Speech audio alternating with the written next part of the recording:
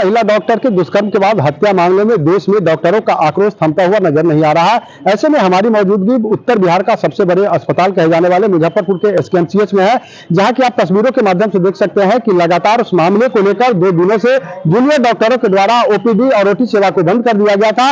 बावजूद इसके जब सरकार की नजर इस पर नहीं पड़ी तो अब जूनियर डॉक्टरों के द्वारा इमरजेंसी सेवा को भी ठप कर दिया गया है, जिसके बाद 2000 से 2500 जो मरीज को यहाँ देखा जाता था वह मरीज अब दर की ठोकर खाने को मजबूर है। हम एक बार आपको तस्वीरों के माध्यम से दिखा दें कि मुजफ्फरपुर के एसकेएमसीएच के इमरजेंसी वार्ड के सामने है, जहां की इमरजेंसी सेवा पूरी तरह ठप कर दी गई है और डॉक्टरों का सीधे तौर पर मांग है कि जब तक सरकार हम लोगों की सुरक्षा के पुख्ता इंतजाम नहीं करती है, जब तक पीड़ित परिवार को न्याय नहीं मिलता है, तब तक पूरी तरह इमरजेंसी सेवा को भी ठप रखा जाएगा। पूरे मामले को लेकर जब धरना पर बैठे डॉक्टरों से हमने बात की तो सुनिए पहले उन्होंने क्या कुछ कहा। कर दिया गया है डॉक्टरों द्वारा, आपको जो है खास करके तो मरीजों में परेशानी हो ही रही है, और आप लोगों का क्या क्या डिमांड है?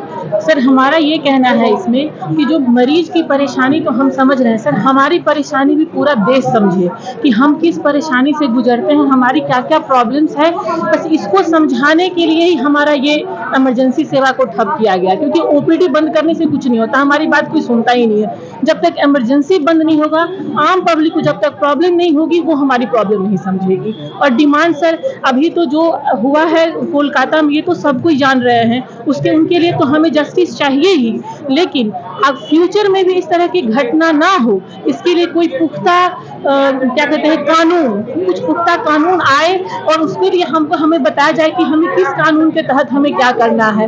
जैसे अगर आप हमारे से कोई ऑन ड्यूटी जो पुलिस होती है उस पर अगर कुछ अटैक होता है तो आपके पास उसके लिए कोई धारा है, हमारे लिए भी तो कोई धारा बनाइए सर कि जिससे हमें पता चले कि हाँ अगर हमारे साथ कुछ होता है तो हमारे प्रोटेक्शन के लिए धारा है। तो ये हमारी मांग सिर्फ और सिर्फ हमारे प्रोटेक्शन के लिए है, और जो हमारी कलीग के साथ ऐसा हुआ है उसको न्याय मिले, बस इसी के लिए धरना है सर। ये कब तक चलेगा, क्या चलेगा, ये तो सरकार जितनी जल्दी हमारी मांग पूरी करेगी हम काम पर लौट जाएंगे सर। हम लोग तो काम करने के लिए बैठे ही हैं, हम तो उन्हें ही सर्व करने के लिए बैठे हैं। हम भी समाज का सेवा करते हैं तो समाज से भी रिटर्न में हमें कुछ चाहिए, हमें हमारी इज्जत चाहिए, हमारा प्रोटेक्शन चाहिए, बस यही डिमांड है। सरकार आपकी मांग को नहीं मानती, आप लोग वापस नहीं होंगे? नहीं, बिल्कुल नहीं जाएंगे जब तक हमें सरकार मतलब हमारे लिए कुछ एकदम एक पुख्ता कदम नहीं उठाती, क्योंकि हर बार यही होता है, कुछ कोई घटना होती है हमें समझा बुझा करके लौटा दिया जाता है हमारे काम करने की। नहीं, तो ये समझाने बुझाने से नहीं होगा, सिर्फ कोई एक न कोई पुख्ता चीज जब तक हमारे हाथ में नहीं आएगा तब तक नेशनल वाइज, सिर्फ ये हमारा एसकेएमसीएच का प्रॉब्लम नहीं है, नेशनल वाइज जब तक इसके लिए कुछ नहीं होगा तब तक ये धरना रहेगा हमारा। डॉक्टर मनीषा भावे। आप लोग भी समर्थन में आ गए हैं, क्या कुछ कहेंगे इस घटना को लेकर? हम तो समझ रहे हैं कि पूरा समाज को और राष्ट्र को इस संवेदनशीलता के साथ सबको इस सपोर्ट में आना चाहिए था।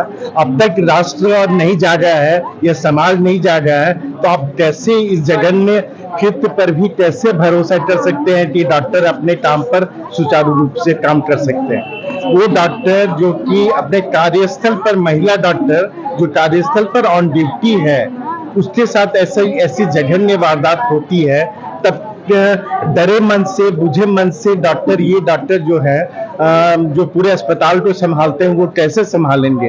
इस चीज का आश्वासन जब तक राष्ट्र की तरफ से, राष्ट्र प्रमुख की तरफ से और समाज की तरफ से, सारे वर्गों की तरफ से ये संवेदनशीलता दिखाई पड़नी चाहिए हम लोगों को, और ये कानून के रूप में आना चाहिए ताकि आगे से ऐसी घटना नहीं घटे। इसलिए हम लोग तो सारे चिकित्सक हैं ही इनके साथ, लेकिन हम समाज से भी अपेक्षा करते हैं कि हर एक वर्ग समाज का आवे और इस जघन्य काम के लिए जितना हो सके जल्दी कानून बने और न्याय, उस बच्ची को न्याय मिले। वो हम सबकी बच्ची है, रही है। अब सीनियर डॉक्टर लोग भी समर्थन में? बिल्कुल, पूरी तरह से 100। वो हमारे कार्य क्षेत्र है, हम अपने कार्य क्षेत्र पर सुरक्षित नहीं रहेंगे तो कैसे करेंगे? ये आपका दायित्व है, प्रेस का दायित्व है, न्यायपालिका का दायित्व है, राष्ट्र का दायित्व है और पूरे समाज का दायित्व है कि वो इतना संवेदनशील हो कि इस तरह की हड़ताल की जरूरत न पड़े। लोगों को हम सबसे ज्यादा संवेदनशील है, तब तो इस पेशा से जुड़े हुए हैं, और उन्हें पूरे सब लोगों से हम अपेक्षा करेंगे कि संवेदनशीलता तो वो यह समय है वो दिखावे, इस जघन्य कृत्य की ऐसी पुनरावृत्ति ना हो। डॉक्टर जेपी मंडल, यहाँ एसोसिएट प्रोफेसर।